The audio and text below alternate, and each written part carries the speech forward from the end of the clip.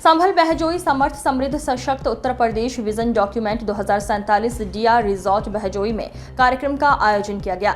सर्वप्रथम कार्यक्रम में मुख्य अतिथि मंडला आयुक्त मुरादाबाद मंडल एवं प्रबुद्ध जनों एवं जिलाधिकारी डॉक्टर राजेंद्र पैंसिया तथा पुलिस अधीक्षक कृष्ण कुमार बिश्नोई एवं मुख्य विकास अधिकारी गोरखनाथ भट्ट द्वारा मां सरस्वती की प्रतिमा के समक्ष पुष्प अर्पित कर एवं दीप प्रज्वलित कर शुभारंभ किया गया।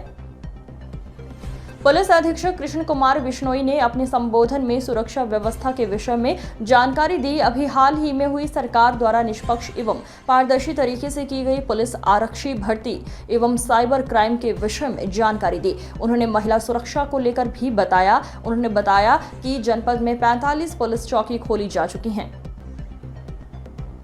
उन्होंने साइबर क्राइम की समस्या के लिए 1930 पर लोगों को कॉल करने को भी कहा ताकि उनकी समस्या का समाधान हो सके। जिलाधिकारी ने अपने संबोधन में कहा कि समर्थ उत्तर प्रदेश विकसित उत्तर प्रदेश इस कार्यक्रम में पूरे प्रदेश के प्रत्येक गांव एवं प्रत्येक नगर क्षेत्र के प्रत्येक नागरिक एवं ग्रामीण व्यक्ति के सुझाव लिए जाएंगे। इसको दिया गया, इसमें जो मूल कंपोनेंट है वो जन भागीदारी है। इसमें शासन का जो उद्देश्य है वो ये है कि जो अभी तक कार्य हुए उन योजनाओं से लोगों को परिचित कराया जाए, जो लाभार्थी हैं उन तक उनको लेके जाया जाए। एक तो अभियान ये है। दूसरा, जैसा कि लोकतंत्र के जो परिपाटी है उसके हिसाब से सरकार पारदर्शिता के साथ लोगों को आमंत्रित कर रही है कि आप हमें सुझाव दें कि आगे और क्या करना है। बहुत सारी चीजें हैं जिसमें लोगों की आकांक्षा होगी और वो एक सुझाव इस तरीके से मांगा है जिससे जीवन में लोगों के बदलाव आए, लोगों के परिवर्तन आए।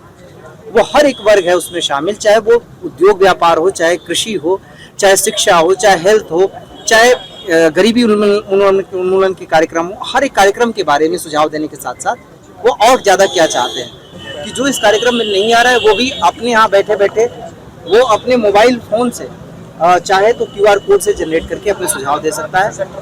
हम लोगों से लगातार आग्रह भी कर रहे हैं, रिक्वेस्ट भी कर रहे हैं कि ज़्यादा से ज़्यादा उनका सुझाव मिले और सुझाव में शिकायतों के लिए IGRS पोर्टल है, उसमें शिकायतें डालें। सुझाव अपने कि उनके अंदर भी तो दिमाग में चल रहा होगा कि कोई चीज़ अगर ऐसे होती तो बेहतर होता, तो अपने सुझाव ही ज़्यादा दें। सर, विकसित उत्तर प्रदेश कार्यक्रम हुआ है तो किन किन लोगों से आपने संवाद किया है और क्या क्या लोगों की जो है प्रतिक्रियाएं आई हैं? देखिए, इसमें जो माननीय मुख्यमंत्री जी का निर्देश था उसके अनुरूप पहली बात तो ये कि हर एक वर्ग से हमें फीडबैक लेना है।